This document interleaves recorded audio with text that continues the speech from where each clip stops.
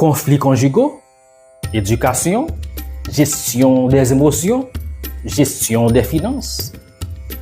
Dans nos différents ministères dans le champ francophone de l'Église wesleyenne, nous sommes constamment en première ligne pour accompagner des familles en crise. Mais face à ces fardeaux, vous sentez-vous toujours pleinement équipé? Notre thème, counseling biblique et accompagnement des familles. Rejoignez Merlin Desrameaux, psychothérapeute et CEO d'Equip Haïti. En 90 minutes, elle vous donnera des repères pratiques et bibliques pour restaurer les foyers brisés, distinguer le counseling des autres approches et fixer sainement vos limites pastorales ou ministérielles. Ne subissez plus les crises. Devenez un instrument de restauration. Nous te remercions pour la grâce que nous avons aujourd'hui d'être en ligne et de pouvoir suivre ce séminaire, ce webinaire. Merci pour Pasteur Wendell qui a tout agencé, préparé ces thèmes et puis trouver les personnes pour les faire. Et merci d'une façon spéciale pour notre sœur Merlin qui va nous diriger aujourd'hui. Nous te prions de l'inspirer, de lui donner de toi-même ce qu'elle doit partager avec chacun de nous, afin que nous ayons les armes nécessaires pour faire face avec les réalités dans lesquelles nous faisons face, Seigneur. Nous prions, s'il te plaît, que tu sois avec chaque personne, permets que nos internets puissent bien fonctionner et permets aussi que ton esprit soit notre partage, qu'il nous aide à bien recevoir ce que nous allons entendre aujourd'hui et à savoir comment les mettre en pratique. Donc, nous te remercions, nous te donnons toute la gloire. Nous te prions au nom de Jésus. Amen. Amen. Amen. Merci beaucoup, Pasteur Carl. Je rappelle que Pasteur Carl, c'est le directeur du champ francophone de l'Église wesleyenne. Pour les non-wesleyens, le champ francophone englobe ou regroupe les différents pays francophones de l'Église wesleyenne, y compris les pays de l'Afrique de l'Ouest, les pays de l'Afrique centrale, Haïti et tout ça. Donc, c'est Pasteur Carl qui est notre leader en ce sens et c'est pour nous un plaisir de l'avoir à bord.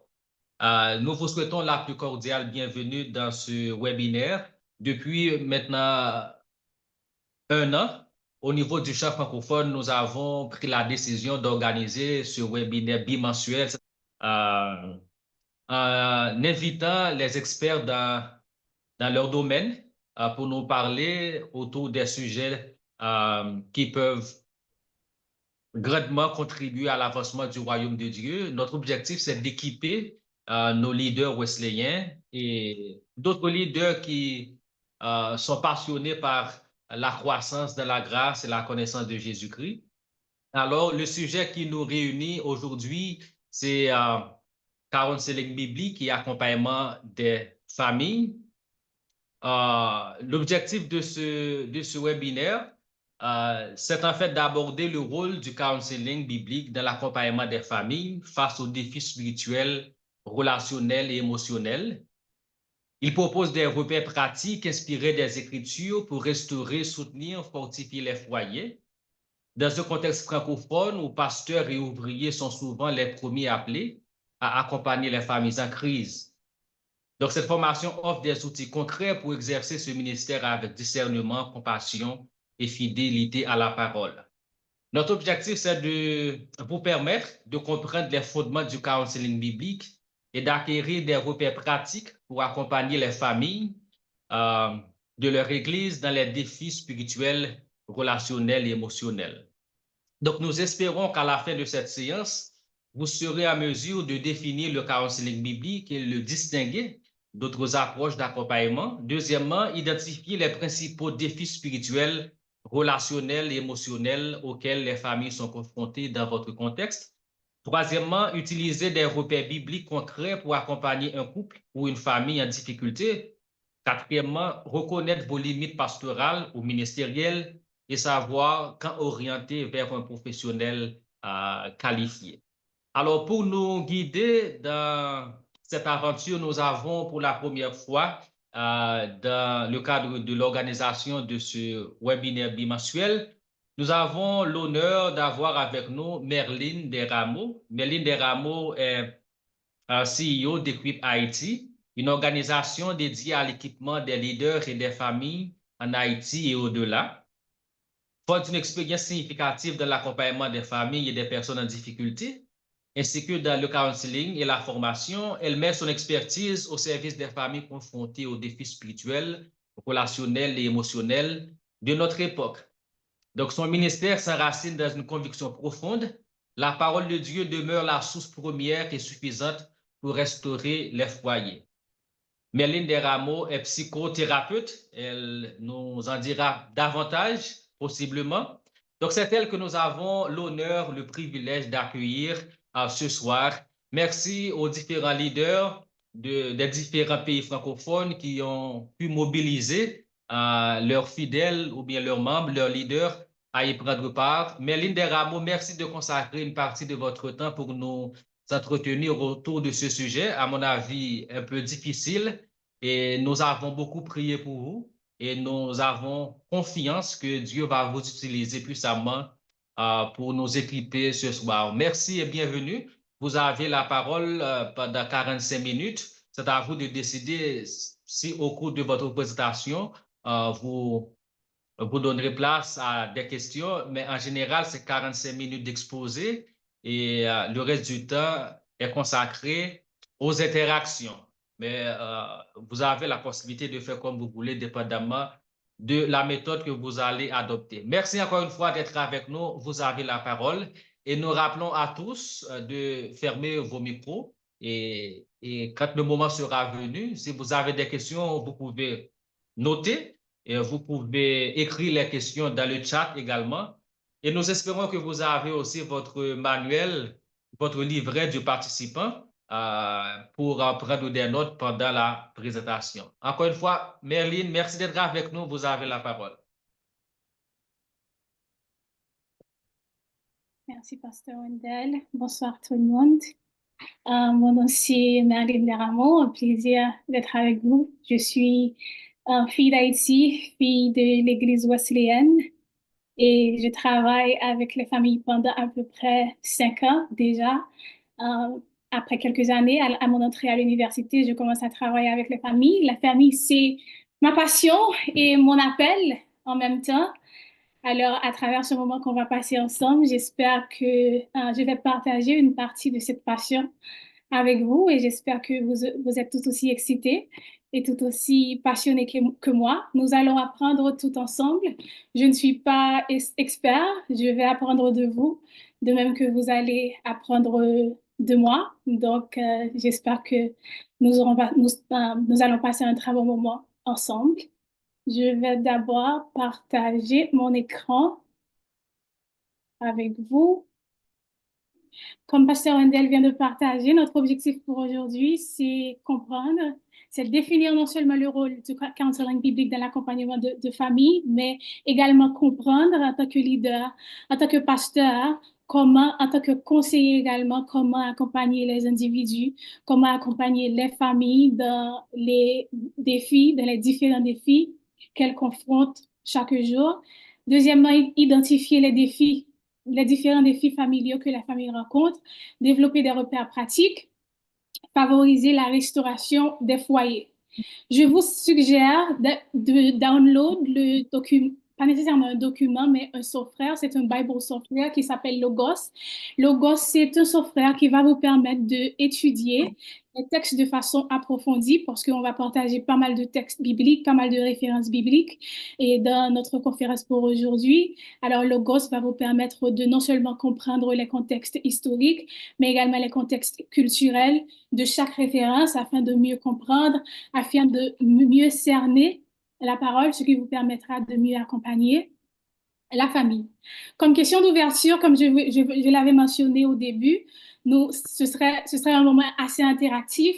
Je vous donnerai également le temps je vais poser la question et je vous donnerai le temps de partager ce que vous en pensez, comme je l'avais mentionné. vous allez apprendre, je vais apprendre de vous, de même que vous allez apprendre de moi. Donc, la première question pour aujourd'hui, selon la Bible, d'après vous, quel est le plan de Dieu pour la famille? Une ou deux personnes peuvent partager avec nous. Selon la Bible, qu'est-ce qu'il pense est le plan de Dieu pour la famille? Micro ouvert, une à deux personnes peuvent partager avec nous.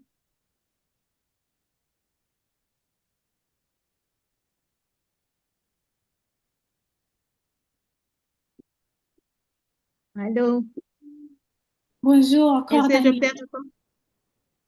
Oui, merci de me donner la parole. Premièrement, Dieu a un plan merveilleux pour les familles et pour chacun de nous, un plan merveilleux pour chacun de nous. Premièrement, c'est Dieu qui a instauré le mariage. Mhm. Parce que Dieu a vu que c'est pas beau d'un homme de vivre seul. C'est pourquoi il a planifié qu'un homme quittera son foyer pour aller s'attacher à quelqu'un d'autre, quelqu'un, pour fonder un foyer. L'un comme un mari et l'autre comme une femme. Et puis, Merci. c'est Dieu qui... Est-ce que je peux continuer de dire ça? Absolument. OK. Et puis, c'est Dieu qui a vu que normalement, l'homme était seul dans le jardin d'Éden et il y avait beaucoup d'animaux. Et quand Dieu a demandé à l'homme, qui est Adam, de donner les noms de tous les animaux qui étaient là-bas, il a donné les noms, mais il n'a pas pu trouver quelqu'un qui devait être sa femme. C'est pourquoi il s'est endormi, l'a fait endormir et il a créé une femme pour Adam. Exactement. Merci. Merci, Cornélie. Oui, Vous- oui. Je devais continuer, mais quand la connexion fait défaut, je ne sais pas si vous m'entendez. Tout à fait. On vous capte très bien. Merci, Cornélie. Une autre personne veut bien partager avec nous en addition sur ce que Cornélie a mentionné. Qu'est-ce qu'il pense est le plan de Dieu pour la famille. Quatrième slide, Pasteur Rondel. Une autre personne veut bien partager pour qu'on puisse avancer.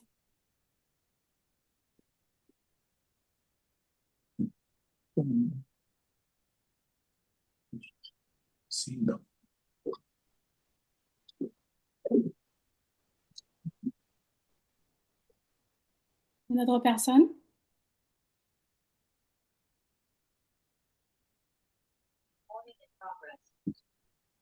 OK, s'il n'y a personne, on peut avancer. Cornélie a déjà vraiment beaucoup mentionné avec la création. Dieu a créé l'homme. Dans le jardin d'Éden, nous avons un enchaînement de références bibliques. Cinquième slide, Pasteur Wendell, s'il vous plaît. Un enchaînement de références bibliques qui commence avec Genèse 1er, versets 27 et 28, Genèse 2, 18 et 24, Psaume 127, verset 1er, Deutéronome 6, versets 5 et 6.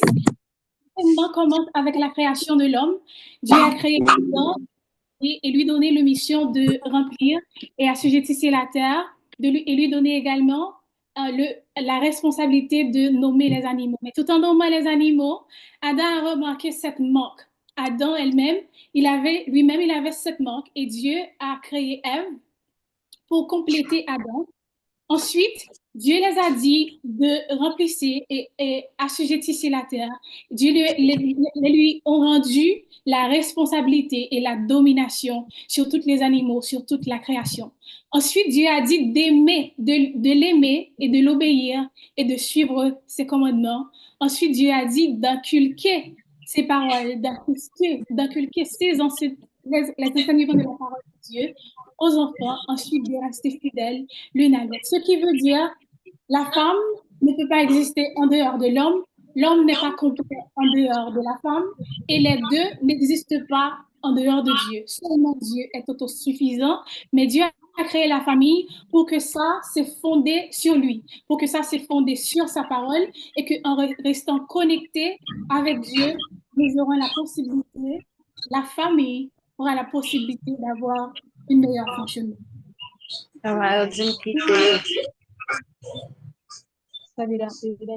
Sixième slide, Pasteur Wendell, s'il vous plaît.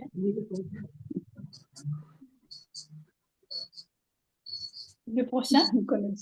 Merci. Juste là. Ça, c'est une image visuelle du plan de Dieu pour la famille. Si vous voyez au-dessous, la fondation principale, c'est la parole de Dieu.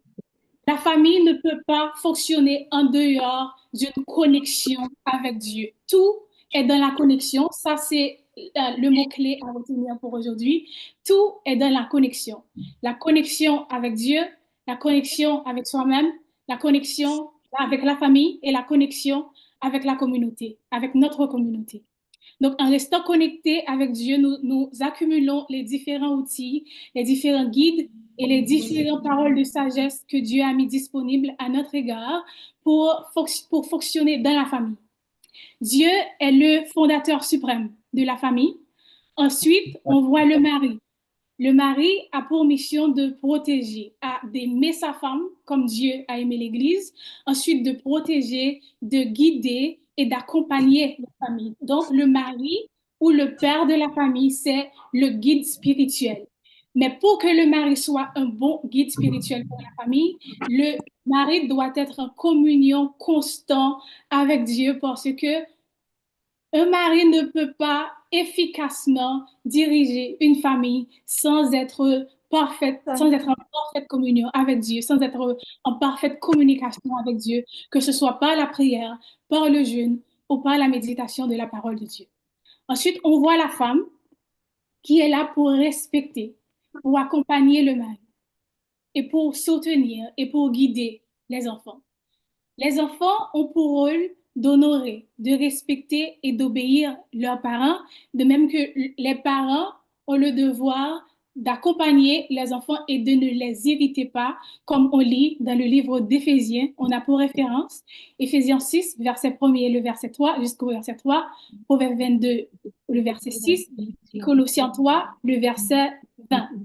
C'est pourquoi que j'ai partagé le Bible Software Logos. Vous pouvez étudier ces passages-là en profondeur pour mieux comprendre les différents messages qu'il y a dedans. Donc, Dieu a bien structuré la famille. La famille ne peut pas bien fonctionner en dehors sans respecter les structures que Dieu a implémentées pour favoriser un meilleur fonctionnement de la famille. Donc, si le père de la famille, le guide spirituel, ne joue pas son rôle, il va avoir du chaos. Si la femme ne joue pas son rôle en respectant son mari, en accompagnant les enfants, ça va être du chaos. Et si les enfants, eux, ne respectent pas leurs parents et n'obéissent pas leurs parents, ça va également créer du chaos. On a également les grands-parents et la communauté chrétienne qui sont là pour prier, pour enseigner, pour transmettre l'histoire familiale, pour transmettre les valeurs, pour transmettre la foi aux générations suivantes. Et il y a l'Église. L'Église, c'est une communauté puissante dans le bon fonctionnement d'une famille.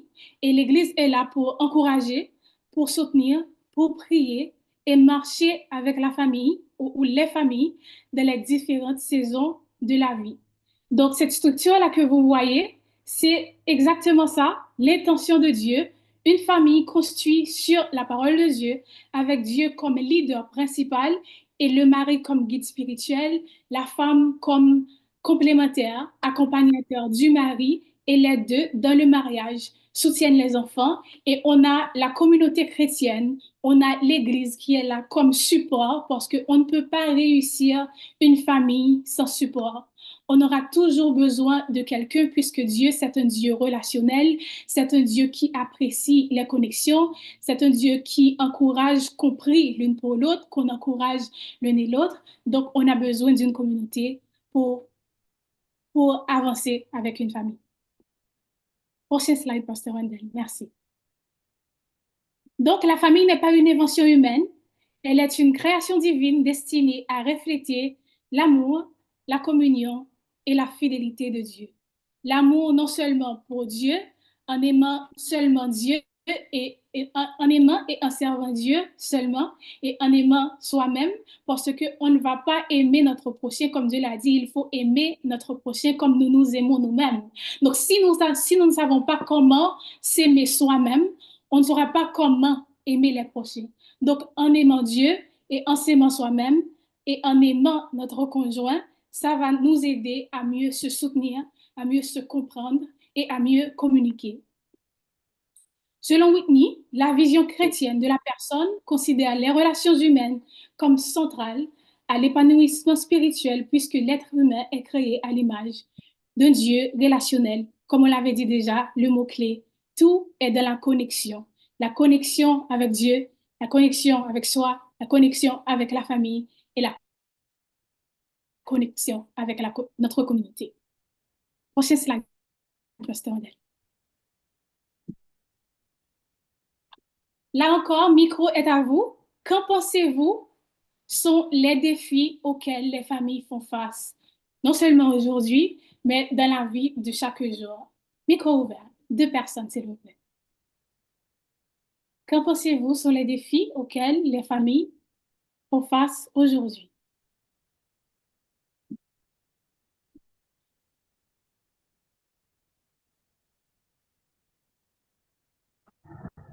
Bonsoir tout le monde.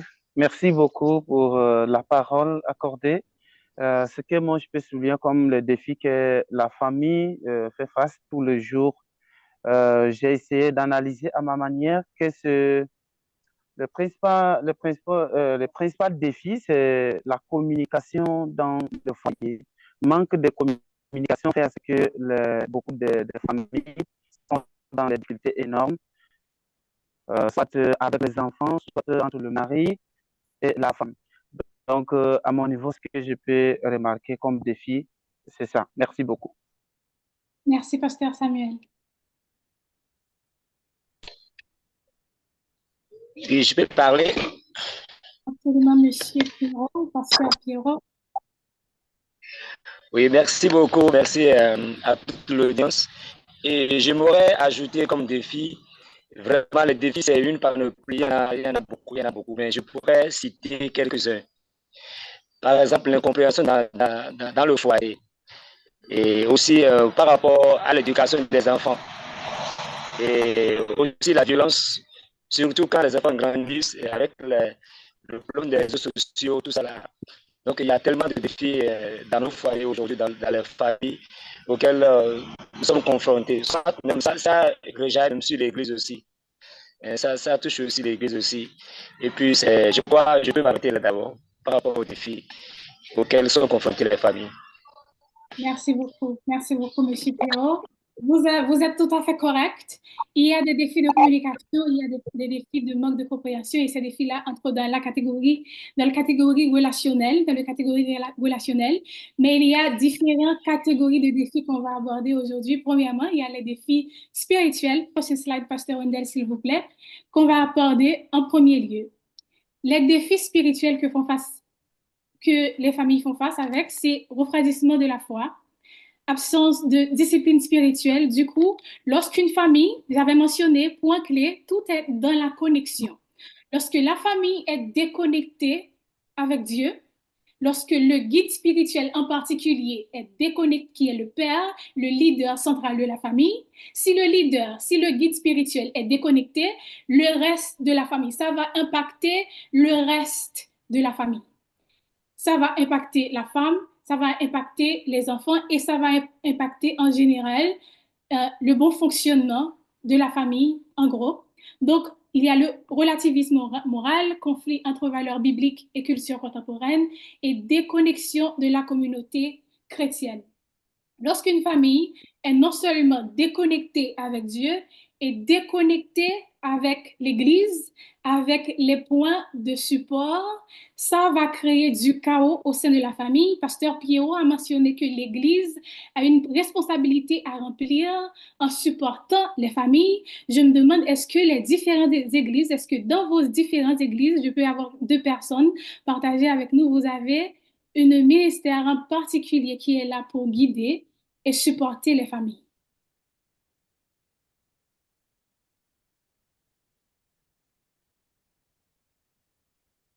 micro ouvert, une personne veut bien partager avec nous. Si vous avez un ministère qui est là spécifiquement pour assister et supporter les familles au sein de votre église.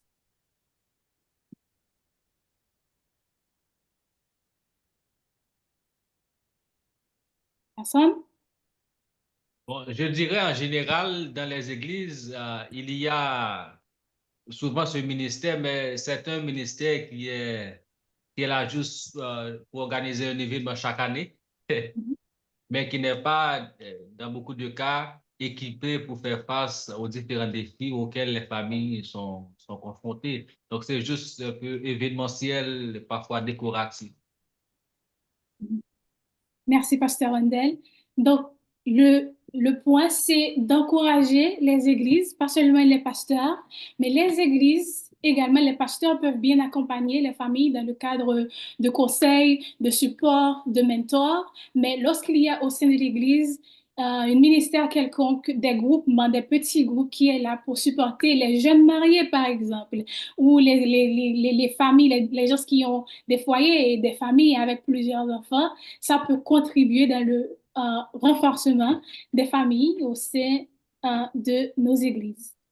Il y a un prochain défi, Pasteur Wendell. Je peux, Sœur Cornélie. oui, je voulais signaler qu'il y a ce programme dans nos églises. Par exemple, le 26, le dernier dimanche du mois, on a programmé dans l'après-midi de 13h à 18h une rencontre pour équiper et enseigner les couples. Donc, chaque mari viendra avec sa femme.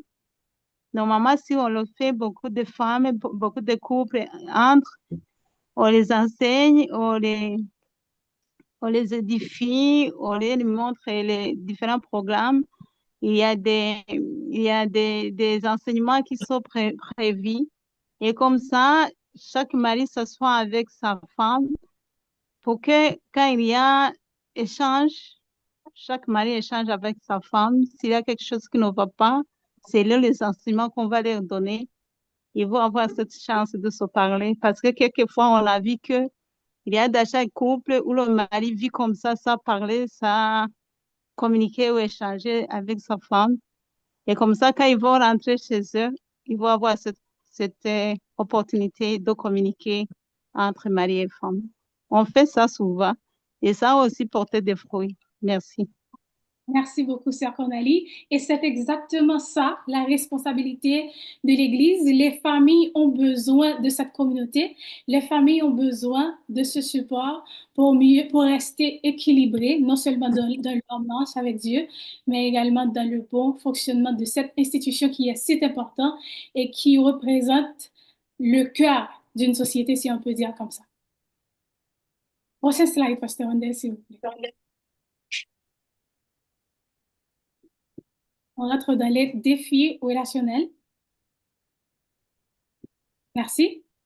Dans les défis relationnels que confrontent les parents, Pasteur Samuel a mentionné, ou encore Pasteur Pierrot, les conflits conjugaux, les difficultés parents-enfants, les communications blessantes, soit zéro communication ou soit communication blessante, des blessures non résolues. Lorsqu'on a des communications blessantes, bien sûr, il va y avoir des blessures.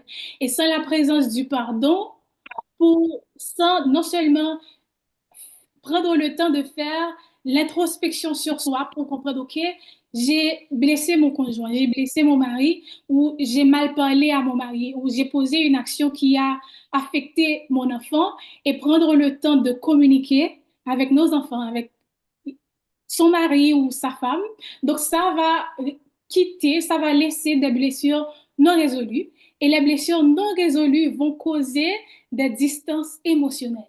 Et distance émotionnelle qui va causer totale froideur au sein de la famille dans certains cas et certaines fois qui finit dans le divorce.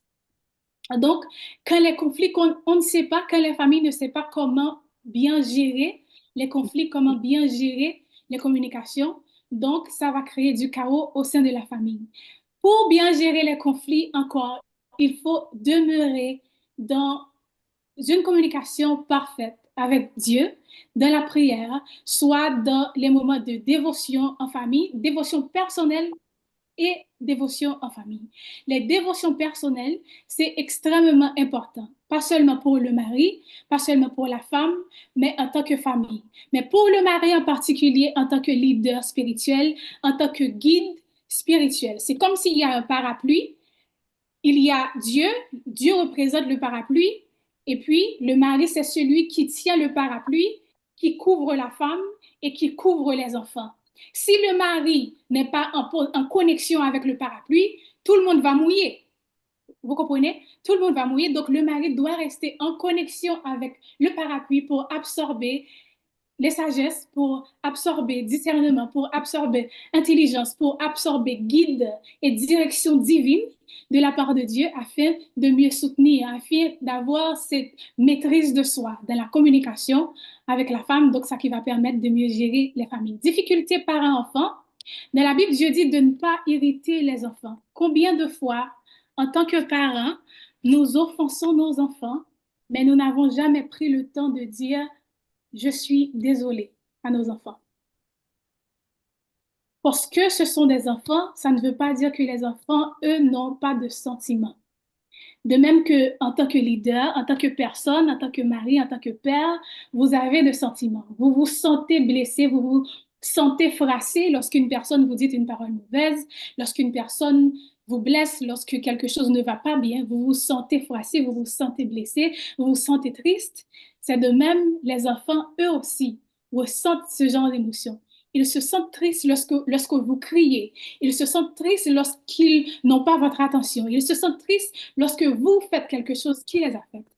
Mais combien de familles où les parents n'ont pas le temps, ou du moins n'est même pas l'intention d'asseoir avec leurs enfants et de dire qu'est-ce que j'ai fait, qu'est-ce que maman a fait, qu'est-ce que papa a fait aujourd'hui qui t'est affecté.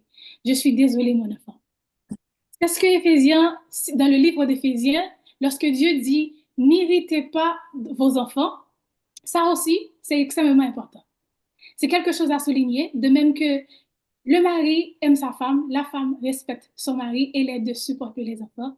Et les enfants ont le devoir d'obéir à leurs parents.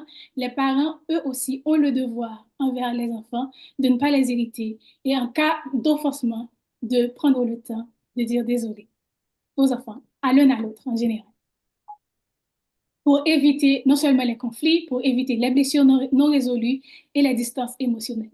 Prochain slide, Pasteur Wendell, s'il vous plaît.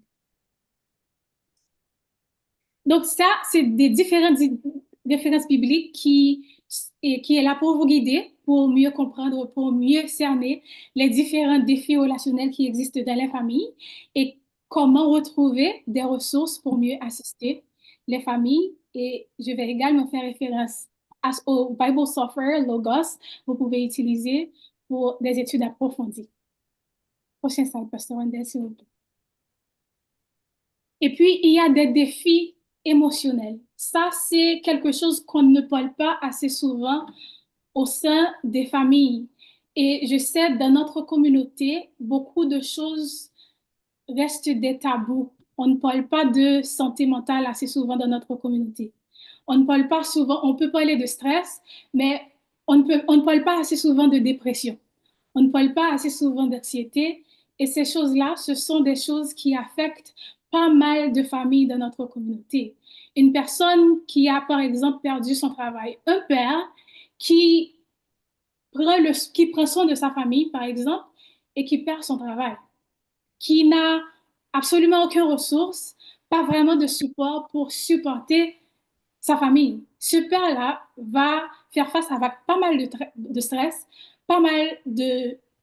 qui peut même tomber dans la dépression s'il n'y a pas suffisamment de ressources pour les aider à mieux soutenir sa famille. Il y a cette pression-là, il y a cette pression familiale que les parents, ils subissent. Il y a cette pression d'être présent, il y a cette pression de supporter, il y a cette pression de donner, de pourvoyer pour les enfants, mais très souvent, ils n'ont pas les moyens pour faire ça. Donc, il y a l'épuisement parental. Dans une famille où il n'y a pas un support mutuel, soit que le père, il sort travailler et la maman, elle reste à la maison pour prendre soin des enfants, mais il n'y a pas vraiment un partenariat, si on veut dire. Il n'y a pas vraiment un esprit d'équipe au sein de la famille. Si la famille ne fonctionne pas en équipe pour partager les choses, pour partager les tâches, ça va créer des épuisements au sein de la famille.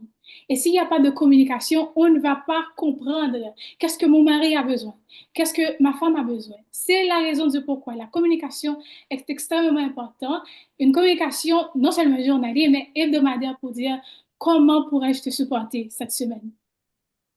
De quelle façon tu ne t'es pas senti écouté?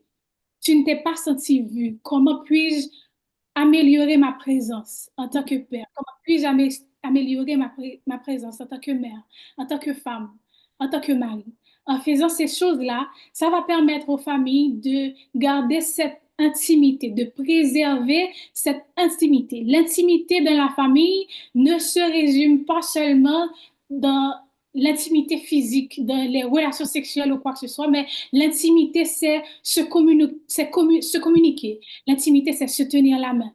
L'intimité, c'est bavarder ensemble. L'intimité, c'est prier ensemble. L'intimité, c'est passer ce temps dans la prière. L'intimité, c'est comprendre les blessures d'enfants, c'est comprendre le traumatisme de son conjoint pour mieux supporter, pour mieux aider, pour prier, pour mieux prier ensemble afin de renforcer la famille.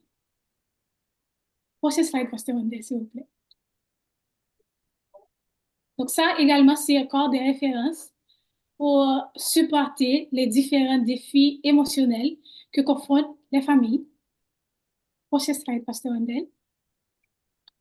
Donc, en addition des défis spirituels, des défis relationnels, tensions entre parents-enfants, blessures, rancune et manque de pardon, manque de temps de qualité en famille que je viens de mentionner, des temps de se tenir la main, de promener, de bavarder, de rigoler ensemble, de prier, tous ces temps-là, ce sont des temps de qualité qui renforcent les familles ou encore les défis émotionnels entre stress et surcharge, anxiété et inquiétude, solitude et isolement, épuisement parental. Il y a également les défis de divorce et séparation.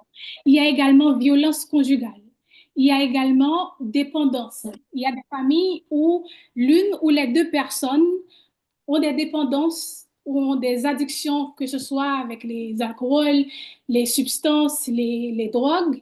Au contraire, et par ici au Canada, il y a pas mal de parents qui sont séparés, pas mal de familles qui s'est brisées faute de dépendance. Donc ça aussi, c'est des défis que les parents font face chaque jour et des troubles de santé mentale et dans notre communauté qui est vraiment très tabou, mais qu'il faut également prendre en considération.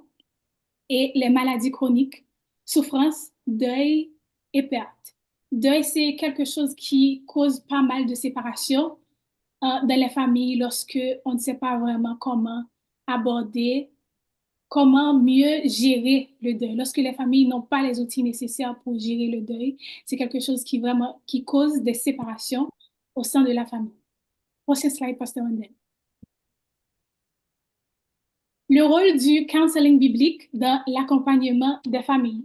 Donc, différemment de la psychologie clinique qui est basée sur la science et des méthodes médicalement reconnues pour supporter les familles, pour supporter les individus, dans le contexte du counseling biblique, on ne peut pas assister une personne, on ne peut pas assister les familles sans vraiment la connaissance de la parole de Dieu, sans vraiment connaître le plan de Dieu pour la famille, parce que assister une personne dans le contexte du counseling biblique, c'est offrir une présence, c'est offrir de l'empathie qui est très différent de la psychologie. Prochaine slide, Pasteur Wendell, s'il vous plaît. Donc, par définition, le counseling biblique, c'est un accompagnement qui utilise les vérités de l'Écriture pour aider les personnes à comprendre leurs difficultés, grandir spirituellement et développer les réponses conformes à la volonté de Dieu. Prochaine slide, Pasteur Wendell, s'il vous plaît.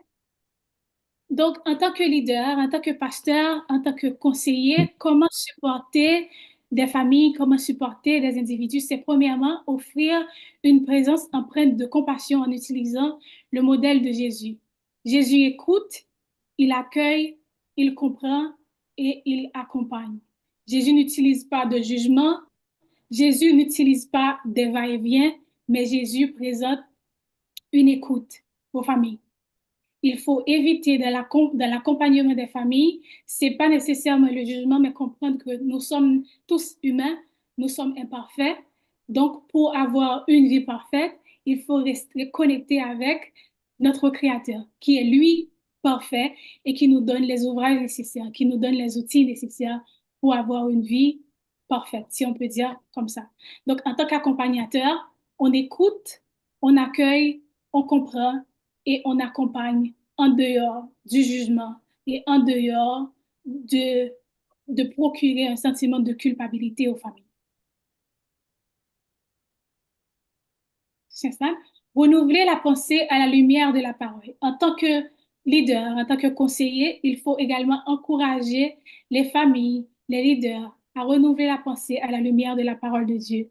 Donc, le counseling biblique aide les familles à remplacer le désespoir par l'espérance, à remplacer la culpabilité au lieu d'inculquer un sentiment de culpabilité dans les familles lorsqu'ils traversent des moments difficiles en tant qu'accompagnateurs, mais on les aide à remplacer ce sentiment de culpabilité excessive par la grâce, à les aider à mieux comprendre la grâce de Dieu, à les aider à mieux comprendre comment Dieu, lui, il reste à bois ouvert. Dieu n'attend pas qu'on soit parfait pour qu'il soit présent pour nous.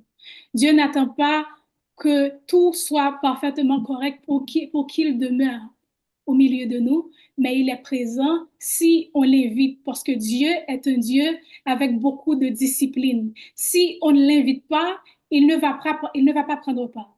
Donc, il faut d'abord inviter Dieu. Alors, en tant que conseiller, aider les familles à comprendre que comment inviter Dieu au sein d'eux, comment rester connecté avec Dieu afin de diminuer ce sentiment de culpabilité et de le remplacer par la grâce de Dieu et également remplacer la peur par la confiance en Dieu. Parce que comme on l'avait dit, tout est dans la connexion. On ne peut pas se baser sur nos efforts personnels pour diriger une famille, mais sur la direction et guide de Dieu. Favoriser pardon et réconciliation au sein des familles.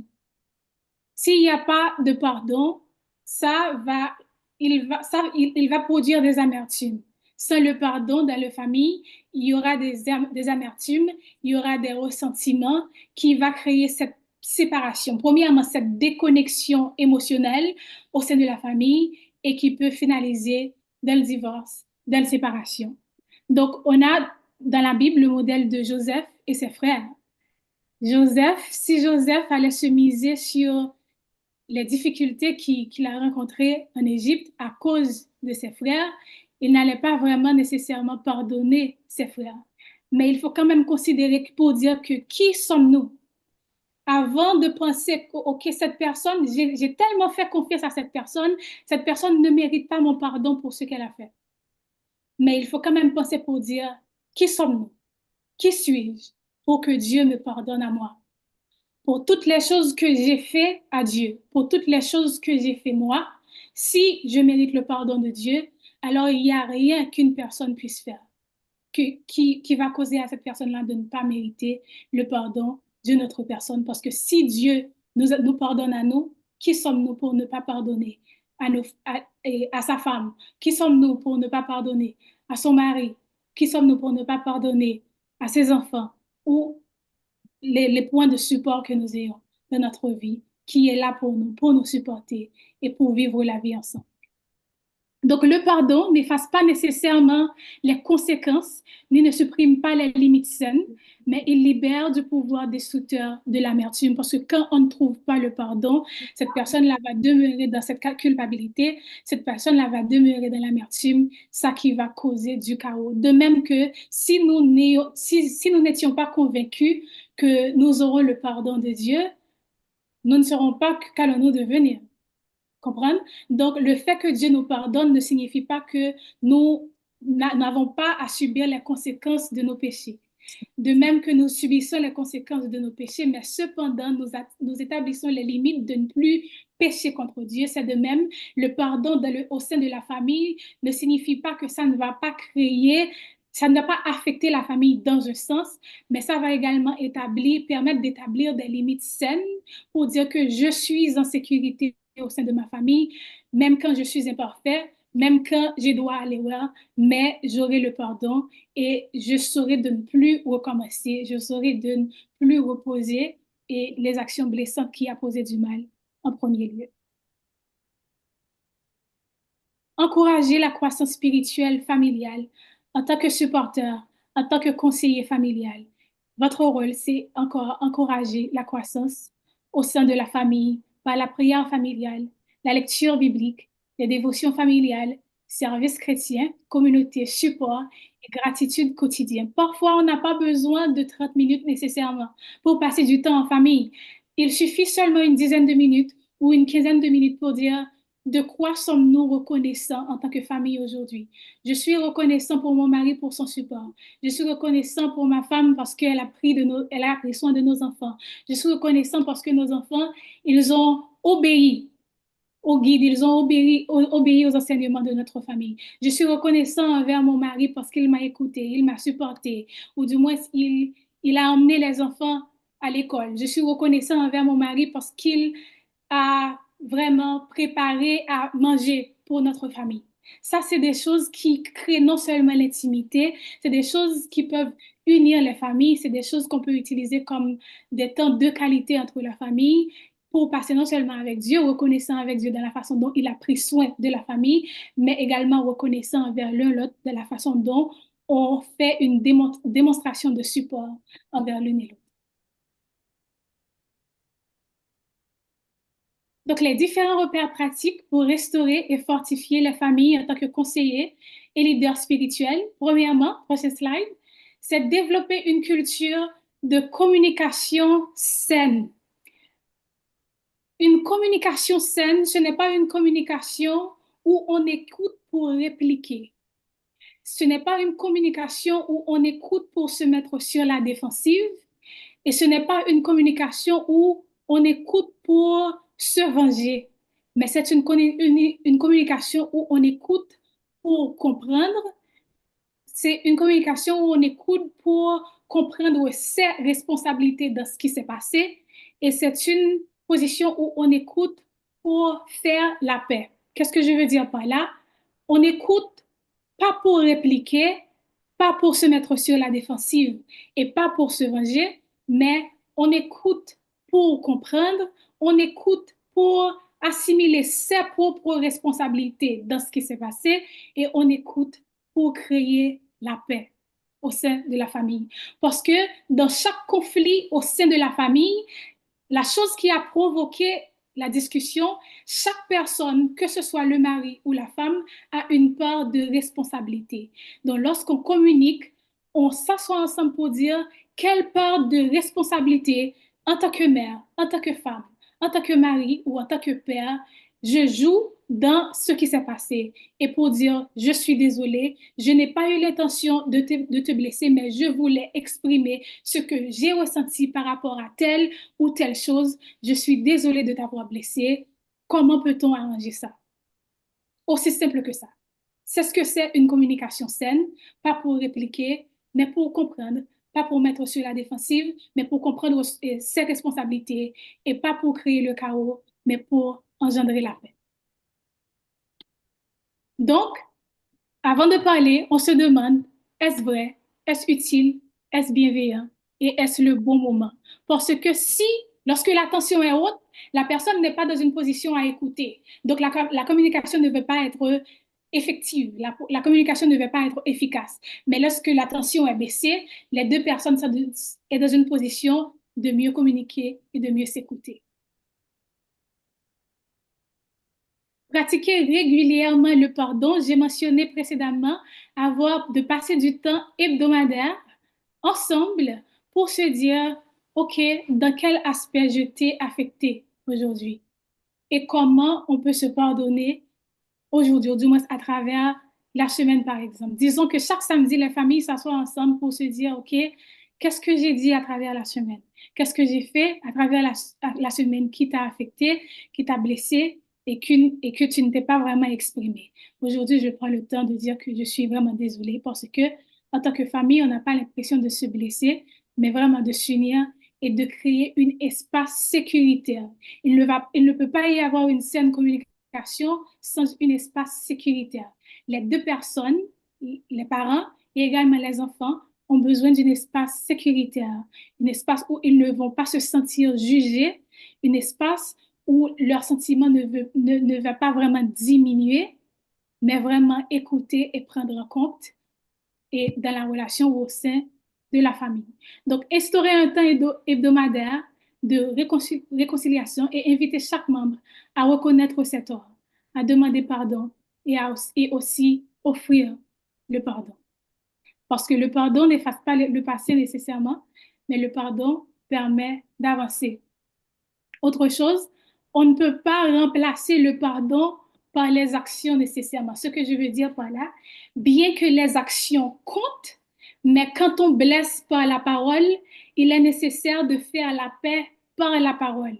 Par exemple, si un mari ou une femme a dit quelque chose de blessant en communication de façon verbale, il est également important et nécessaire de s'asseoir ensemble pour dire « Je suis désolée pour ça, je suis désolée pour ci et je n'ai pas eu l'intention de vous blesser. » Ensuite, on va faire des actions qui vont montrer que nous sommes vraiment repentis dans un sens, que nous ayons vraiment connaissance ou nous n'avons pas vraiment l'intention de blesser la personne. Donc, les actions ne remplacent pas les paroles et les paroles ne remplacent pas les actions. Quand on blesse par la parole, on corrige par la parole. Développer la résilience familiale. Pour développer la résilience familiale, elle repose sur la capacité de donner un sens aux épreuves, de maintenir des liens solides et de mobiliser des ressources personnelles, familiales et communautaires. Dans le cadre de résilience familiale, comment une famille peut développer la résilience familiale, c'est de savoir qu'en tant que famille, nous sommes une équipe. Vous êtes une équipe. Ce n'est pas la femme contre le mari, ce n'est pas le mari contre la femme, ce n'est pas les parents contre les enfants, mais ce sont la famille contre le problème. Ce sont le couple, c'est le mari et la femme contre le problème en question.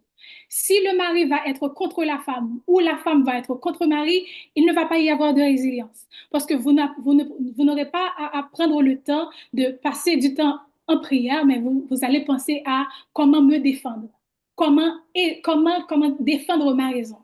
Donc, dans une famille, il ne peut pas nécessairement avoir à qui la faute parce qu'à la minute où il y a à qui la faute, il n'y aura pas de résilience parce que la famille ne va pas résister avec une philosophie ou avec cette mentalité de à qui la faute. Mais c'est de comprendre que, OK, quel est le problème en question et comment ensemble, en tant que couple, en tant que famille, en tant que parents, comment ensemble on peut résoudre le problème en question. Donc, les familles fortes ne sont pas celles qui évitent les épreuves, mais ce sont celles qui apprennent à traverser les épreuves avec Dieu dans la prière. Donc, c'est pour souligner qu'il y a certains problèmes que nous faisons face avec au sein de la famille. Non seulement nous avons besoin d'une communication, il est également important de passer du temps dans la prière pour trouver des solutions. Ce ne sont pas tous les problèmes dans la famille qu'on va résoudre dans la communication seulement entre père et mère, entre conjoints, mais dans la prière, en passant du temps en communication, en communion avec Dieu. Tout est dans la connexion. On ne peut pas se déconnecter avec Dieu et pas seulement temps de prière individuelle, mais ensemble en tant que père et mère, en tant que mari et femme, passer du temps ensemble à la prière pour trouver des solutions et aux problèmes en question que la famille fait face avec. Faire preuve de grâce dans les périodes difficiles. Comme je l'avais déjà mentionné, même quand on se demande qui suis-je pour que Dieu me pardonne, on peut également dire, OK, il n'y a rien que mon mari ne puisse faire, il n'y a rien que ma femme ne puisse faire, il n'y a rien que mes enfants ne puissent faire qui va leur causer à eux de ne pas mériter mon pardon. Donc, en se pardonnant l'une à l'autre, ça permet de renforcer l'intimité, ça permet de renforcer ce sentiment de sécurité. au sein de la famille. Donc, Dieu agit souvent dans l'imperfection. Dieu lui-même, il sait que nous ne sommes pas parfaits. Nous avons droit à l'erreur. Nous commettons des erreurs en tant que personne, en tant qu'être humain, mais Dieu, il est là pour nous supporter, pour nous guider. Donc, les familles n'ont pas besoin d'être parfaites. Elles ont besoin d'apprendre à dépendre de la grâce de Dieu. Ensuite, chercher l'aide lorsque c'est nécessaire. Ça, c'est extrêmement important dans l'accompagnement des familles ou aux familles de savoir que on ne peut pas vivre dans ce monde toute seule. On ne peut pas résister aux problèmes de ce monde toute seule. Le mariage, l'ennemi n'apprécie pas le mariage. Le diable n'apprécie du tout pas l'union. Le fait que Dieu nous a créés pour rester unis, il va y avoir, c'est la raison du pourquoi dans le mariage, il y a pas mal d'épreuves parce que le plan du diable, c'est de causer une séparation. Le diable apprécie beaucoup le divorce. Donc, c'est pour ça qu'il y a pas mal de conflits. C'est pour ça qu'il y a pas mal de manque de compréhension. C'est pourquoi il y a pas mal de blessures non résolues au sein des familles. Et il y a des cas où on ne va pas pouvoir, où les parents seulement ne peuvent pas résoudre tout seuls. Ils ont besoin de mentors. Ils ont besoin d'un guide spirituel, soit du pasteur, soit de n'importe quelle personne dans les familles ou dans les communautés en qui ils ont confiance pour les accompagner, pour les supporter. Voilà la raison. Voilà l'importance d'avoir une communauté. Si vous avez bien regardé la pyramide que nous avons eue, il y a vraiment la communauté chrétienne qui est là pour supporter, pour accompagner les familles dans les cas où ils ne peuvent pas résoudre un problème entre eux seulement. Donc, demander de l'aide n'est pas un signe de faiblesse. On demande de l'aide parce que c'est un acte de sagesse. On demande de l'aide parce que on se soucie du bon fonctionnement, on se soucie de la santé de notre famille et on veut voir notre famille reste et demeure unie. Ensuite, construire un réseau de soutien qui est mélangé avec l'aspect de rechercher de l'aide. Les familles ne sont pas appelées à porter seules leur fardeau. Donc, voilà l'importance de l'Église, des groupes de soutien, du mentorat et du counseling pastoral ou des professionnels lorsque c'est nécessaire, ce qu'on va voir dans la prochaine étape, les limites du counseling biblique, ou du moins les limites et responsabilités des leaders et des conseillers qui supportent les familles. En tant que supporter, en tant que leader et accompagnateur, il y a des choses auxquelles nous sommes limités. Il y a des choses que les familles font face avec, que nous sommes limités parce que certaines choses ont besoin de l'accompagnement d'un professionnel. Dans le cas où une famille fait face avec des problèmes d'addiction, par exemple, ça a vraiment besoin de l'accompagnement ou du moins un travail en partenariat avec un professionnel. Donc, le counseling biblique ne remplace pas toujours les soins médicaux, les services psychologiques spécialisés, les interventions en situation de crise. Par exemple, en cas de violence conjugale, un conseiller biblique va besoin de l'aide d'un professionnel parce que ça va causer des traumatismes. Donc, ça va besoin de travail beaucoup plus approfondi pour supporter les familles. Donc, le conseiller doit reconnaître les limites de sa compétence. La raison du pourquoi c'est quelque chose qui est important de pratiquer dans l'humilité, dans la sagesse et de comprendre les limites. Donc, reconnaître les limites de ses compétences, éviter les réponses simplistes à des problèmes complexes. Donc, lorsqu'il faut référer, il faut référer lorsque c'est nécessaire et travailler en collaboration avec d'autres professionnels lorsque cela est approprié. En tant que conseiller, on peut toujours accompagner une famille dans des problèmes de communication. On peut toujours accompagner une famille dans des problèmes de conflit, quoi que ce soit, mais lorsque ça implique des violences, lorsque ça implique de l'addiction, lorsque ça implique des traumatismes, des cas beaucoup plus sévères, il est toujours important de référer ces familles-là avec une personne beaucoup plus spécialisée dans le domaine. Donc, les références spécialisées, c'est en cas de traumatisme sévère, violence conjugale, risque suicidaire, parce qu'il y a des personnes au sein de la famille qui ont ces pensées-là souvent, dépendance grave et troubles mentaux sévères, ce sont des cas qui exigent des références. Donc, une vision biblique de l'espérance familiale La mission du counseling biblique n'est pas de produire des familles parfaites nécessairement, mais d'accompagner des familles réelles vers une dépendance plus profonde à Dieu, une guérison relationnelle authentique et une espérance renouvelée en Christ. Donc, idée centrale pour retenir, c'est lorsque la parole de Dieu rencontre la grâce de Dieu dans une relation d'accompagnement, empreinte d'amour, les familles peuvent trouver des chemins de restauration, de croissance et d'espérance.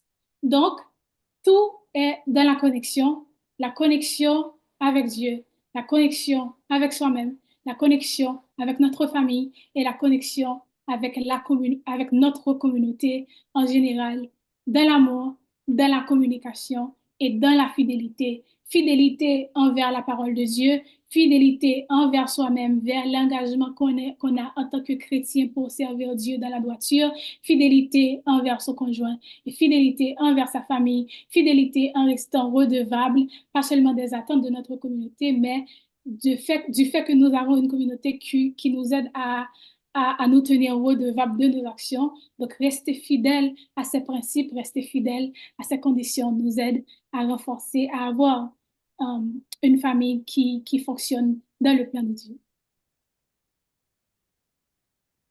Donc, ça, c'est ces ouvrages de référence. Le prochain slide, Pasteur Wendell. Pour des personnes qui intéressent à la thérapie familiale, c'est des ouvrages que vous pouvez utiliser pour avoir des points, des outils additionnels en addition de ce que nous avons discuté aujourd'hui et partagé aujourd'hui. Merci vraiment pour votre écoute et votre participation. Maintenant, place aux questions, place aux commentaires. Micro ouvert. Alors, aidez-nous à apprécier chaleureusement la présentation de notre conférencière, Merlin Desrameaux. Merci infiniment de nous avoir fait bien servi. Maintenant, vous avez la parole. Il nous reste une quinzaine de minutes à passer ensemble. Donc, si vous avez des questions, vous êtes libre de les poser maintenant. Si vous ne pouvez pas parler, vous pouvez écrire la question ou les questions dans le chat. Et pour vous sur YouTube, vous pouvez également écrire vos questions dans les commentaires et nous les ferons parvenir à notre conférencière. Vous avez la parole maintenant. Si vous avez des questions, n'essayez pas de monopoliser le débat. Donc, posez directement la question de manière claire, succincte et cohérente. Merci. Merci beaucoup. Moi, j'ai une petite question, si vous m'accordez la parole. Allez-y. Merci beaucoup pour la parole accordée à la Merlin pour cet excellent travail. Merci pour cette parole.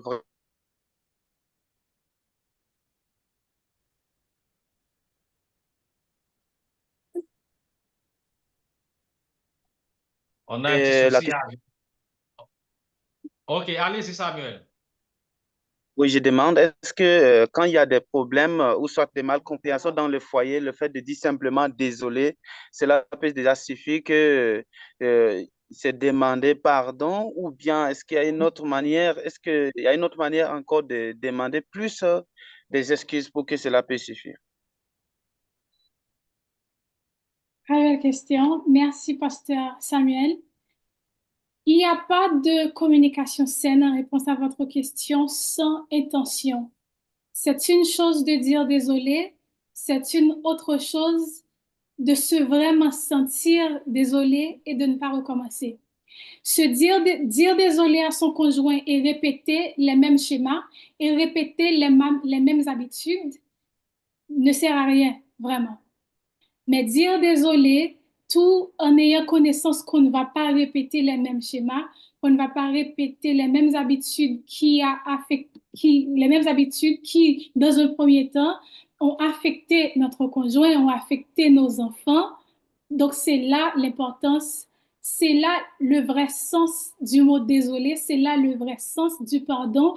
Et c'est dans ce contexte-là que vous aurez le pardon en retour de la part de votre conjoint ou de la part de vos enfants. Donc, c'est une question d'intention, Pasteur Samuel.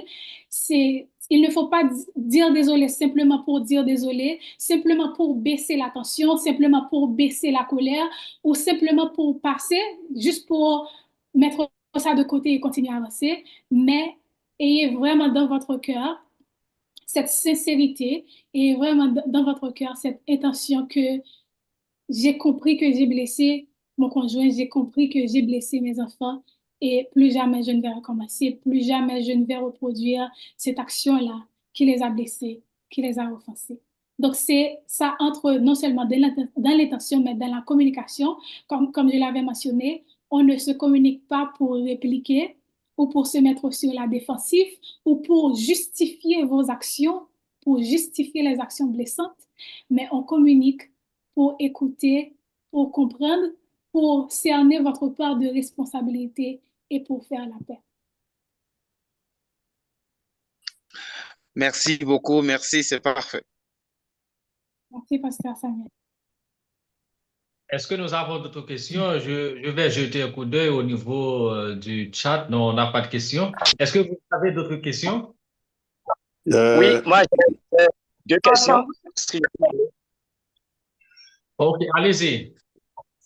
Voilà, d'abord, je tiens d'abord à remercier vraiment Madame pour cette thématique qu'elle a développée. Vraiment, je suis tellement touché.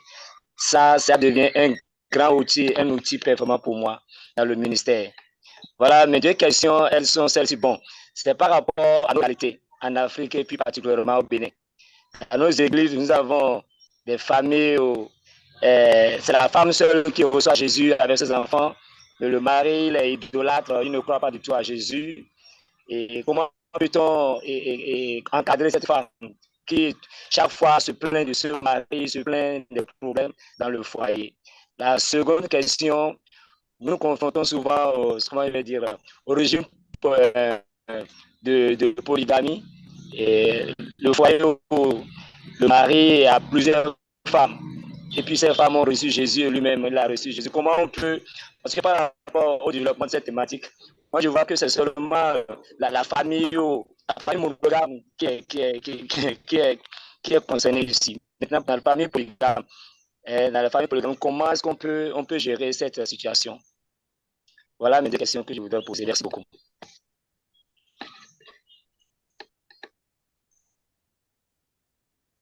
On ne vous reçoit pas, Merlin. Pardon, j'ai oublié d'ouvrir mon micro. D'accord, je disais tantôt que j'ai deux questions.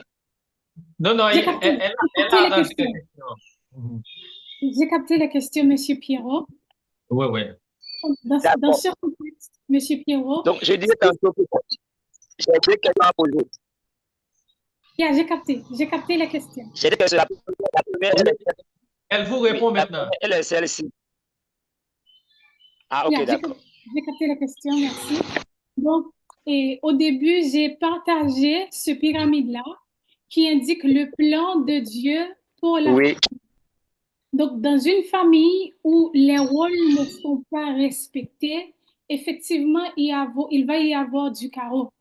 Dans le premier cas, Pasteur Pierrot, que vous avez utilisé, où c'est la femme qui prend le rôle du guide spirituel, c'est la femme qui conduit la famille et le père ou le mari n'est pas intéressé et le mari est déconnecté, bien sûr, il va avoir ce déséquilibre au sein de la famille. Et en tant que leader, en tant que pasteur, en tant que conseiller, nous sommes limités à ce qu'on peut faire parce que c'est un principe spirituel qui a brisé. Ce principe-là, c'est le fait que le mari, il ne joue pas son rôle, le guide spirituel, il ne joue pas son rôle, il a perdu son rôle qui a créé à l'origine le déséquilibre au sein de la famille. Donc, en tant que support, vous pouvez supporter cette famille non seulement en priant pour eux, en encourageant la femme ou la mère de la famille à rester connectée parce que, comme je l'avais dit, je l'ai répété assez souvent, tout est dans la connexion avec Dieu, la connexion avec soi-même et la connexion avec sa famille, la connexion avec notre communauté. Donc, la meilleure façon à supporter cette famille, dans le premier cas, Pasteur Pierrot, c'est d'encourager la mère à rester connectée avec Dieu, à rester connectée avec sa famille, les enfants, et à rester connectée avec les communautés, que ce soit sa communauté, que ce soit sa famille, que ce soit sa communauté au sein de l'Église, en restant connecté et en priant pour le conjoint, Dieu lui-même, il va faire le travail de sensibiliser le cœur du mari et le Saint-Esprit va faire le travail d'illuminer le cœur du mari pour lui amener à la repentance. Et une fois que le mari, il reprend son rôle, ce qui va créer l'équilibre que la famille a besoin. Dans le deuxième cas, Pasteur Bianco, dans le cas de la polygamie que vous mentionnez, où vous disiez que les femmes, ils acceptent Jésus, je vais également connecter ce contexte-là avec le plan de Dieu pour la famille. Dans le livre de la Genèse, Dieu a créé Adam et Ève. Lorsque Dieu a fait un don à Adam, dans la Bible, dans notre Bible, lorsque Dieu a fait un don à Adam, dans le livre de la Genèse, Dieu a pris un zoo où il a créé Ève. Il n'y a pas un passage de la Bible où Dieu a dit qu'il a créé 2 Èves ou 3 Èves ou 4 Èves, mais Dieu a créé un homme et une femme. Du coup, l'intention de Dieu pour la famille n'était pas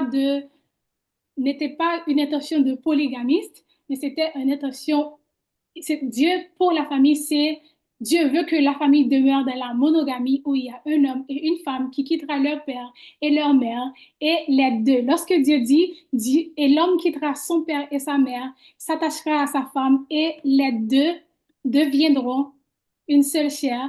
Dans le livre de la Genèse, chapitre 2, Dieu n'a pas dit les 3 devenons, ou les 4, ou les 5, ou les 6 devenons une seule chair, mais Dieu a dit et les deux deviendront une seule chair. Donc, dans ce cas encore, nous sommes limités. On peut simplement encourager la famille à rester connectée avec Dieu, à comprendre la parole de Dieu, à cerner le plan de Dieu pour la famille afin d'établir l'équilibre au sein de la famille. OK, nous avons une question dans le chat. La question, bon, par rapport à la question et un rapport à la polygamie, si vous n'êtes pas satisfait de la réponse, allez voir Dr. Dambelge. Ou bien la discipline. On a une question ici. Vous venez de mentionner que le pardon ne fait pas enlever les conséquences, ce qui veut dire les blessures ne sont pas tout à fait guéries. Dans le cas où les mêmes situations se reproduisent, peut-être que les injures ou la violence, même après des temps de dialogue répétés.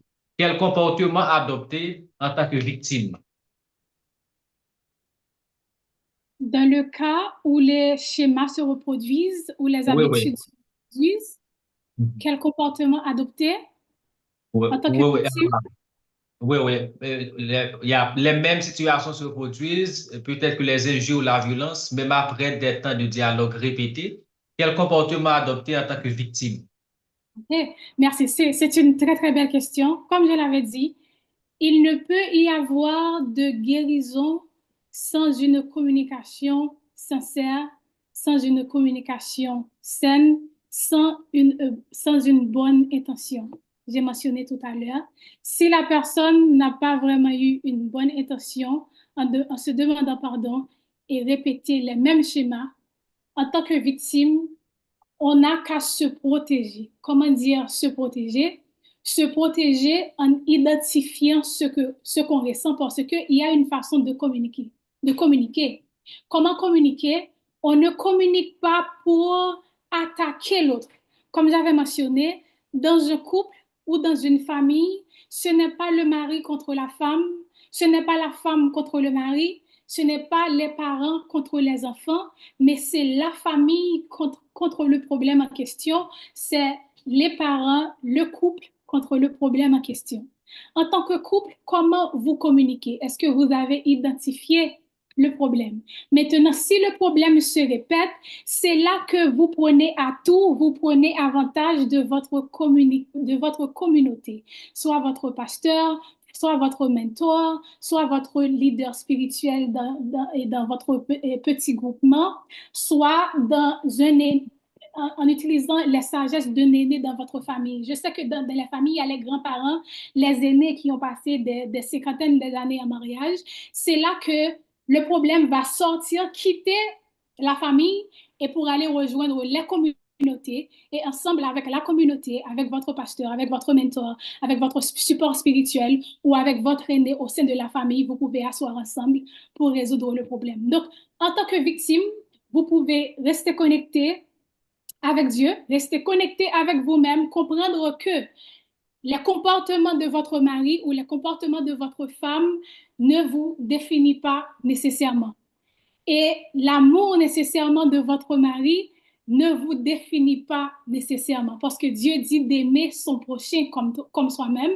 On se dépend de l'amour de Dieu, pas de l'amour de notre conjoint, pas de l'amour de notre femme ou de notre mari ou de nos enfants, mais de l'amour de Dieu.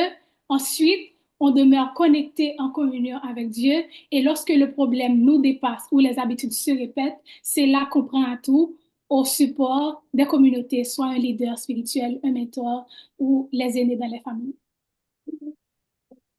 Nous avons Wintech qui veut poser une question. Vous avez la parole. Est-ce que Wintech est là? Sinon, nous avons une autre question dans le chat. Bonsoir. Oui, bonsoir. Je ne sais pas si vous m'écoutez. OK, je suis Anita Mayerline. Je vous suis depuis Port-au-Prince, Haïti. Nous remercions Madame Merline pour ce bel exposé et Pasteur Wendell pour cette planification que Dieu fait. Ma question est suivante. Quelles limites mettons-nous en place? Quelles limites mettons-nous en place pour protéger le cœur et l'esprit enfant face aux dérives de ce monde actuel? Violence, pornographie, les réseaux sociaux et autres. Quelles limites mettons-nous en place pour protéger le cœur et l'esprit de nos enfants face aux dérives de ce monde actuel? Merci. Bonsoir, Merci. madame. Bonsoir, madame. Wintech, c'est le nom, je prononce ça bien? Non, c'est madame Erol. Oh, madame Erol. Oh, bonsoir. Bonsoir, madame Erol. Merci pour la question. J'ai mentionné cette phrase-là que je vais pas mal répéter dans ma présentation. C'est tout est dans la connexion. En termes de limites posées, on a parlé de ne pas nous conformer en Romains 2, verset 12, Dieu nous a dit de ne pas nous conformer au siècle présent, mais d'être renouvelés par le renouvellement de l'esprit, afin qu'on continue à faire ce qui est juste et droit envers lui. Ce qui amène aux choses de ce monde, aux dérives de ce monde, aux pornographies, c'est en déconnectant avec Dieu. Si nous sommes déconnectés avec Dieu, c'est comme si nous sommes exposés à toutes les attaques que le monde a à offrir. C'est comme s'il y avait, comment dire, une barrage. Pensez à un terrain et que dans ce terrain-là, il y a une barrage. Et la barrage, c'est Dieu. La barrage, c'est rester en communion avec Dieu. Et si cette barrage est brisée, si nous, en tant que chrétiens ou en tant que père, mère d'une famille, nous ne faisons pas ce qui est essentiel à maintenir cette connexion avec Dieu, que ce soit en temps de prière individuelle, prière en tant que famille, prière collective, prière avec notre communauté, pour maintenir ces forces-là, pour maintenir ces barrières-là. Donc, ça va briser et ça va ouvrir le champ à toutes sortes de dangers, à toutes sortes de tentations qui va exposer nos enfants aux choses-là. Donc, dans une famille où il est régulier pour les parents de prier avec les enfants et d'avoir des temps de communication. Des temps de communication. Dans combien de familles vous avez une routine, soit dans un mois ou dans 2 semaines, où vous vous asseyez ensemble pour dire parlons de quelque chose, parlons d'une thématique. Malheureusement, dans notre culture, dans notre contexte, il y a pas mal de choses qui sont tabou. Les éducations sexuelles des enfants, par exemple, les parents ne sont pas trop aptes à faire l'éducation de leurs enfants en pensant que les mots qu'ils vont utiliser, les phrases qu'ils vont utiliser sont trop forts pour les enfants. Mais il y a une façon qu'on peut faire les éducations sexuelles de nos enfants en utilisant des mots qui est âge approprié par rapport à leur âge, par rapport à leur niveau de compréhension. Si nous ne faisons pas l'éducation sexuelle de nos enfants, ils vont recevoir cette éducation-là d'une manière ou d'une autre et très souvent de la mauvaise manière. À l'école, dans leur communauté, dans n'importe quelle autre institution où ils sont connectés, ils vont avoir cette formation-là de la mauvaise manière. Mais cependant, si cette formation-là est faite au sein de la famille, si dans la famille, il y a cette routine pour dire que dans cette semaine ou dans ce mois-ci, on va aborder telle thématique, ou vous donnez en tant que parent la liberté à vos enfants de poser des questions et de ne pas dire « Ah, vous êtes des enfants, ce n'est pas à votre âge-là de connaître ce genre d'informations », mais de les écouter et de prendre du temps de leur donner une réponse qui est non seulement appropriée par rapport à leur âge et à leur niveau de compréhension. Les enfants vont avoir cette fondation. Parce que si les enfants n'ont pas cette fondation-là, le monde va les déséquilibrer parce qu'ils n'ont pas, la fondation n'a pas été construite au sein de la famille. Donc, la fondation a besoin d'être construite non seulement en leur enseignant la parole de Dieu, en leur enseignant les commandements, en leur enseignant les principes et ce que Dieu attend de nous, et en tant que parents, en les supportant, en les apprenant les choses de la vie, ça va permettre à les enfants de mieux se protéger et de ne pas être trop exposés aux dérives de ce monde. Donc, tout est dans la connexion avec Dieu, et la connexion avec ses familles, créer cet espace sécuritaire où les enfants peuvent parler, non seulement vous donnez l'espace à vos enfants de poser des questions, mais où ils ne se sentent pas rejetés ou méprisés à cause de leurs questions, parce que certaines fois, nous considérons que les questions sont ridicules. Il n'y a pas de questions ridicules venant des enfants. Donc, prendre le temps d'écouter et de répondre à la question et de créer cette base pour les enfants, ça va les aider à rester enfondés dans la parole. Merci beaucoup. 90 minutes sont épuisées, mais si vous nous permettez, nous pouvons prendre juste 5 minutes, dépendamment de votre disponibilité, parce que nous avons 2 questions dans le chat. Est-ce que je peux vous faire la lecture de ces questions ou bien est-ce qu'on doit mettre un terme? Ça dépend de vous. On peut continuer. OK. Cette question est de Pasteur Frérot Deroli d'Haïti. Il vous dit merci pour le travail que vous avez fait. La question, c'est dans le cas où on n'a pas tort, mais l'enfant a tort, sa mère voulait appuyer l'enfant. Quel serait le comportement du père de la famille? Vous pouvez noter la question, je prends l'autre question. Quel conseil donneriez-vous à un couple dont le mari travaille en République démocratique du Congo, tandis que son épouse et ses enfants vivent en Belgique et qu'ils ne se retrouvent que 4 fois? Imagine 4 fois par an. Donc, on a ces 2 questions-là. Vous pouvez répondre. Je ne sais pas si vous avez... C'est quoi la deuxième question encore? La deuxième, c'est quel conseil donneriez-vous à un couple dont le mari travaille en République démocratique du Congo, RDC, tandis que son épouse et ses enfants vivent en Belgique et qui ne se retrouvent que 4 fois. J'imagine 4 fois par an. Est-ce que vous avez des conseils dans ce cas? Merci. Merci. Pour la première question, dans un cas où le mari n'a pas tort, les enfants ont tort et la mère soutenu les enfants à l'encontre du mari, c'est ça? Oui, c'est ça. Donc, dans le cas où on n'a pas tort, mais l'enfant a tort, sa mère voulait appuyer l'enfant. Voilà. OK. On a mentionné au cours de la discussion que tout est dans la connexion. Excuse-moi de répéter ça. Les enfants, eux, ils apprennent par habitude. les enfants apprennent par rapport à ce qu'ils voient se manifester entre leur père et leur mère. Tout ce que les parents font, les enfants, eux, ils captent. Les enfants, c'est comme des cassettes. Ils captent tout ce que vous faisiez. Ça, c'est la première chose. La deuxième chose, c'est comprendre que le problème, c'est le problème et la famille, c'est la famille. Dans une famille, nous sommes une équipe. Vous êtes une équipe. Ce n'est pas les parents contre les enfants ou un parent avec les enfants contre l'autre parent, mais c'est la famille contre le problème. Premièrement, en tant que père, quel a été le problème? Ce n'est pas une question de à qui la faute, mais quel est le problème? Premièrement, identifier le problème. Après avoir identifié le problème, deuxièmement, communiquer. En tant que père spirituel, en tant que guide spirituel de la famille, en tant que père, vous pouvez communiquer avec votre femme en dehors des enfants, pas dans la présence des enfants, s'il vous plaît, parce que les parents ne devraient jamais se blâmer ou se discuter en présence des enfants.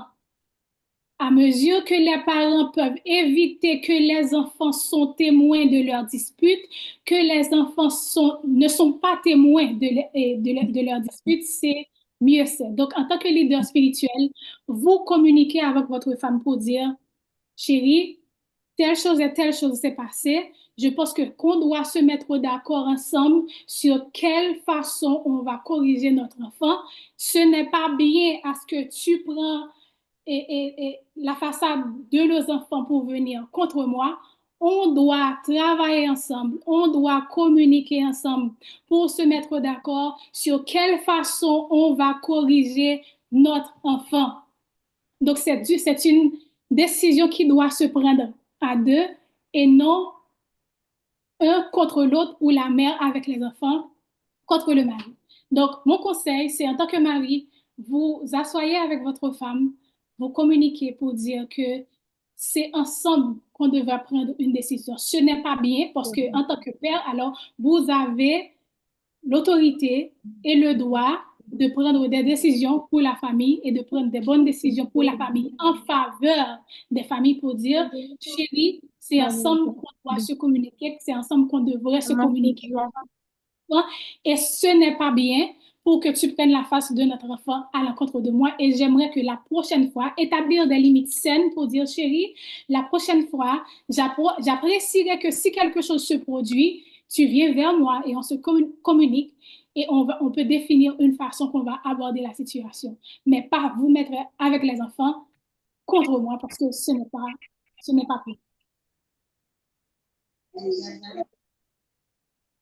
La deuxième question? La deuxième question, conseil pour le père qui vit en République démocratique du Congo et la famille en Belgique. Et les enfants vivent ailleurs. Les enfants vivent ailleurs. Et vous dites qu'il y a une possibilité de visite 4 fois par an? Oui, oui. OK. C'est la chose à savoir dans un contexte comme tel, c'est que la distance ne définit pas la connexion. Vous pouvez être séparés de chair, mais pas séparés en esprit. Vous pouvez être à distance physiquement, mais connectés émotionnellement, mais connectés en esprit. Donc, le fait que vous êtes ailleurs ne signifie pas que vous ne pouvez pas passer du temps ensemble, du temps de qualité ensemble. On a la technologie qui facilite les choses de nos jours. Avec la technologie, les parents peuvent-ils communiquer avec l'un et l'autre? Peuvent-ils communiquer avec les enfants? Donc, vous pouvez intentionnellement planifier, dépendamment, je ne sais pas. Et une chose avec les distances, c'est qu'il y a des fuseaux horaires différents. Planifier dans vos fuseaux horaires, comment peut-on passer du temps ensemble? Comment peut-on passer du temps de dévotion, soit le soir ou soit le matin, même une fois au cours de la journée. Vous comprenez? Même une fois au cours de la journée, restez connectés. Vous pouvez toujours prier ensemble, vous pouvez toujours passer du temps ensemble. Passer du temps, c'est juste appeler, pas nécessairement pour prier ensemble à chaque fois, mais juste pour communiquer, juste pour connecter, pour prendre des nouvelles et pour savoir comment a été la journée, qu'est-ce qui s'est bien passé, qu'est-ce qui s'est mal passé, comment puis-je supporter et ensuite reposer sur les communautés. La communauté est extrêmement essentielle dans un contexte pareil. que ce soit la famille, que ce soit le support des églises locales. C'est extrêmement important dans l'appareil. Donc, avoir des membres de l'église qui visitent votre famille, qui les supportent en votre absence, qui peut les accompagner dans des contextes urgents où vous ne pouvez pas répondre dans les prochaines 24 heures et vous avez une communauté auquel vous pouvez vous appuyer pour supporter votre famille pendant que vous êtes à distance. Mais même en tant que vous êtes à distance, vous n'êtes pas nécessairement déconnecté. Vous pouvez être séparés encore, mais rester connecté en esprit, rester connecté émotionnellement avec la communication, avec la prière et en s'appuyant sur les communautés, soit la famille et soit la communauté chrétienne avec les églises locales. Merci. Apparemment, Dr. Dambej voulait ajouter quelque chose. Absolument, absolument. Je pense que c'est lui qui a posé la deuxième question. Oui, Oui. Je voulais juste jeter des fleurs à la sœur pour l'exposer combien il est vraiment très important. J'encourage les pasteurs et les églises à organiser régulièrement des enseignements, des thèses d'enseignement et des formations sur le mariage, sur la famille, car les couples constituent l'un des fondements essentiels de l'Église et de la société. Ça, c'est vraiment très important. Donc, la réponse à ma question, c'est je m'attendais justement à ce que la sœur venait de dire, parce que, en principe, la séparation géographique ne peut pas être une épreuve, mais avec la foi, la communication, la confiance et une vision commune, le couple peut toujours demeurer solide et continuer à grandir, continuer à communiquer, continuer à se parler. La distance ne peut pas constituer une barrière pour un couple. En tout cas, courage à la sœur. Il faut que les pasteurs, nos églises, mettent en place vraiment des formations ou des enseignements des couples. Ça, c'est très, très important. C'est très important. Merci beaucoup pour ce sujet très important. Merci beaucoup, Dr. Dambej. Merci beaucoup. Et pour ajouter un autre point dans ce contexte, c'est se dire « je t'aime ». Laisse-moi renforcer sur ce point. Dans notre culture, je sais que c'est très inconfortable. Les couples se disent « je t'aime » presque seulement le jour de leur mariage et oublier le fait de se rappeler qu'ils s'aiment à travers le mariage. Se dire qu'on s'aime est extrêmement important au sein de la famille. Le mari rappeler à sa femme qu'il l'aime, la femme rappeler à son mari qu'il l'aime et les parents disent à leurs enfants qu'ils les aiment est extrêmement important pour renforcer la communication, non seulement la communication, mais la connexion et l'intimité au sein des familles. Se rappeler que vous vous aimez, spécialement dans un contexte où vous êtes à distance. Rappelez à votre famille que vous les aimez. Rappelez à votre enfant que vous les aimez. Ça aide à instaurer cette sensation de sécurité, cette sensation de confiance, cette sensation de bien-être au sein de la famille. Donc, commencez à pratiquer, à se dire que vous vous aimez au sein de votre famille pour instaurer ce sentiment de force, ou du moins pour renforcer cette connexion au sein de votre famille. Ce serait vraiment bénéfique. Pour ajouter. Merci, Dr. Dambej. Parfait. Merci à vous. Nous vous rappelons que nous avons conçu pour vous le livret de ce webinaire. Si vous ne l'avez pas, nous pouvons vous l'envoyer.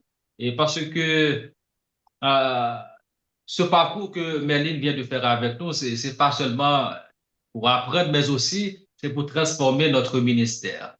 Donc, nous avons un plan d'action que nous vous proposons, que vous pouvez mettre en place après le webinaire. La première chose à laquelle il faut penser, c'est 3 idées clés que je retiens. Quelles sont les 3 idées clés qui vous ont marqué pendant cette présentation? Vous notez. Deuxièmement, une famille ou un couple que je vais accompagner. Ça, c'est du concret. Donc, sans citer de nom, vous pouvez identifier une situation concrète dans laquelle vous allez appliquer ce que vous avez appris avec votre sœur. Troisièmement, une ressource ou une structure à développer dans votre église, comme le pasteur vient de le dire. Par exemple, cellule de counseling, formation des groupes, groupe de soutien. Qu'est-ce que vous allez mettre en place après ce webinaire? Quatrièmement, mes propres limites à reconnaître. Quel type de situation vais-je apprendre à orienter vers d'autres ressources? Et cinquièmement, votre sujet de prière issu de ce webinaire. Avant que Merlin conclue pour nous, nous voulons saluer les différents leaders qui sont avec nous. Nous saluons notre frère bien-aimé Jonas Deramo. Je crois que c'est le père de notre conférencière. Nous vous saluons, Pasteur Roll, euh, Pasteur Dambège, évidemment, et Pasteur Denor, et toutes personnes qui sont avec nous d'Haïti, de la RDC, nos amis du Tchad, nos amis du Cameroun, etc. Donc, c'est vraiment un plaisir de vous avoir dans ce webinaire. Nos amis du Bénin, Pasteur Pierrot, de la Guinée. Donc, quel plaisir de vous avoir aujourd'hui. Avant que Pasteur Carl place les mots de la fin, donc je ne sais pas si notre sœur Merlin a quelque chose d'autre à ajouter en termes de conclusion. Merci, Pasteur Wendell. Je n'ai vraiment pas grand-chose à ajouter autre que merci. Merci pour votre engagement. Merci pour votre présence. Et je vous encourage pour les leaders à instaurer vraiment ce ministère d'accompagnement au sein de famille dans votre église. Mais d'abord, commencez avec soi-même. Tout commence avec soi-même.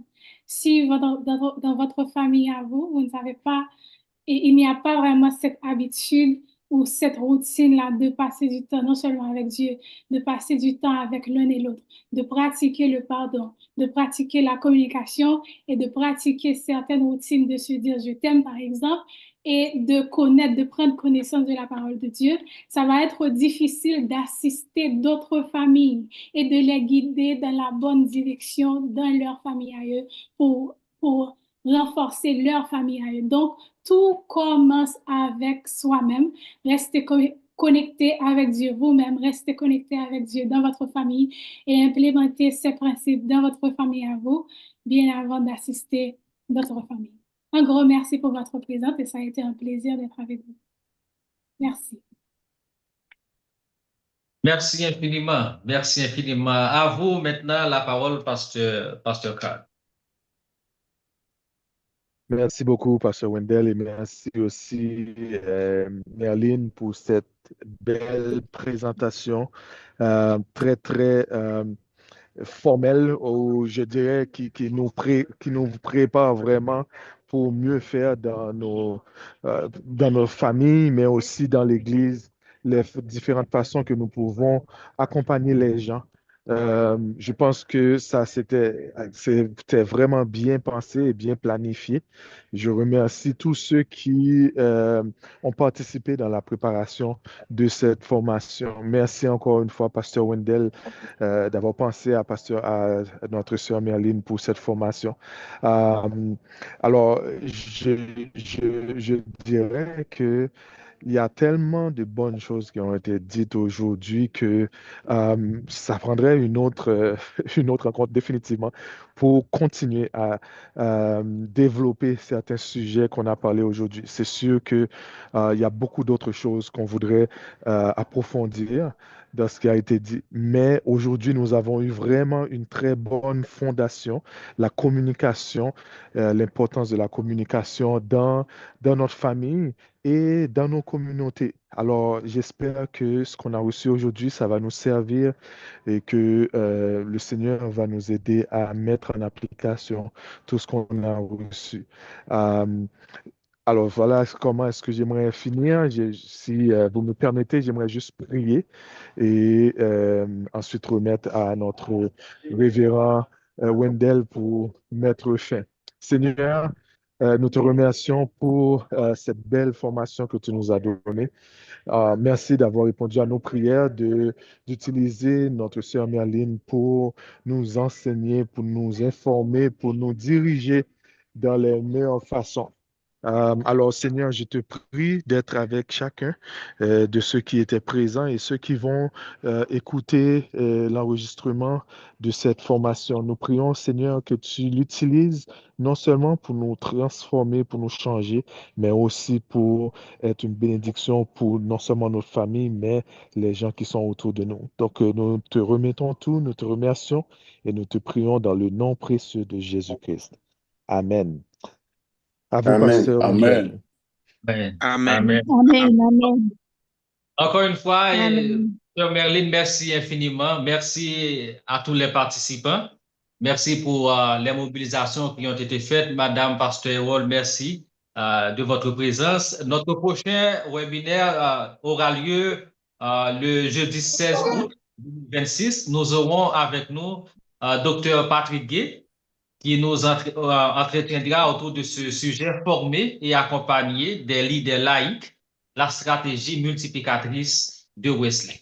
Merci d'avoir été à notre compagnie. Nous avons été très honorés. Nous allons produire un article tout de suite après cette présentation en fonction de ce que Merlin a partagé avec nous. L'article sera disponible sur le site Internet de l'Église wesleyenne d'Haïti. Merci, prenez soin de vous et que Dieu bénisse nos familles. À la prochaine.